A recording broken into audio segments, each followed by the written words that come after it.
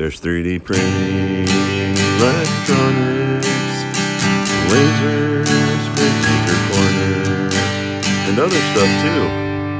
Alright, now I'm going to put this coupler on for the Z. So based on the picture, first of all, you want to find, I don't know if these are D shafts or not, yeah. So there's a little bit of a D shaft here, and you want to put your screw and your Z coupler, make sure that it hits that. And I would say just go right to where the bottom of that D shaft is. Okay. Yeah, so I'm in. And then there's another side that you can tighten too. So just do both screws. As long as one of them's on the D shaft, you should be good. Alright. Hey, this is a little tricky. I was kind of reading through the directions to get a good idea of what to do next. But basically you're going to take this piece and flip it over, keeping the belts kind of out of the way. And then you're going to basically drop the assembly onto this. So you got 3 bearings you're going to kind of enter into. And it says, it kind of warns you, and whoops, that's wrong. There we go. So make sure your Z screw on the bottom is lining up. But you're going to drop these 3 in, and just be careful to really take your time as you put these in, so you're not damaging the bearings. I just lost my Z screw, but that's probably all right. I can put that back in.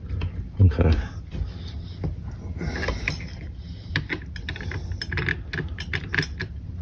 There's a little bit of trickiness here. I'm probably just going to seat that in there. I think that's going to make it easier. You never want to work against gravity if you can help it.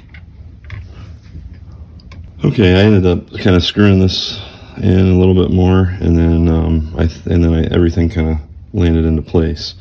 So the next thing I'm going to do is just manually twist it. I don't know, maybe that won't work. I'm going to tighten the screw, and then I'm going to twist it so that way everything should move. At least that's my hope.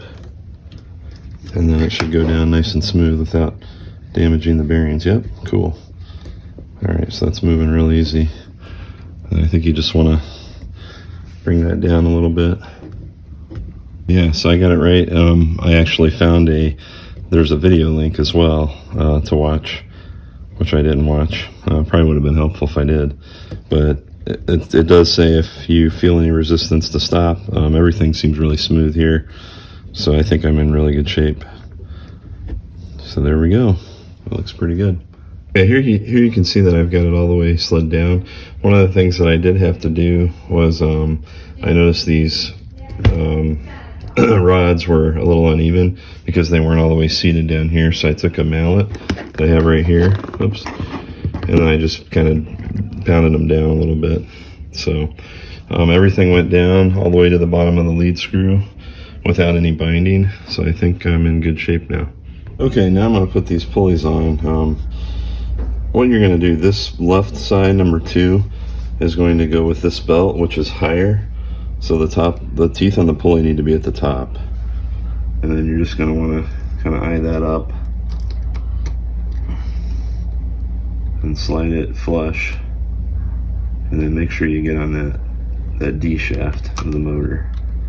And then the other one, I actually put on wrong initially. This one's going to be with the lower motor, or the lower belt. So you're going to flip it and put it like this. And you should be able to go flush as well. And once you do that, I recommend, let me just show this on the camera. So that's how it should look.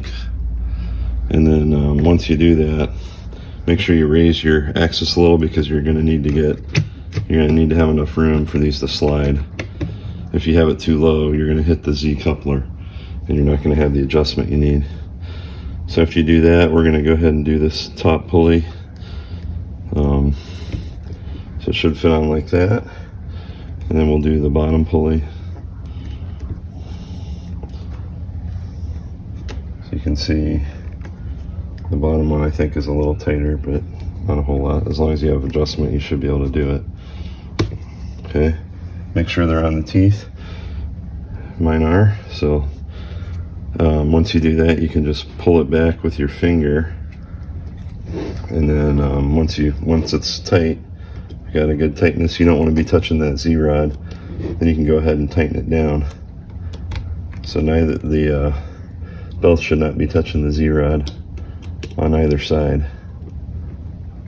Just make sure you hold it in place, and then we'll do the same thing here. Yeah, it looks pretty good. It's not touching the Z-rod. I think once you get one in, you're probably fine. This one's a little tight, but okay, there we go. Now you should be able to move them. Yep, so this belt is going to move that.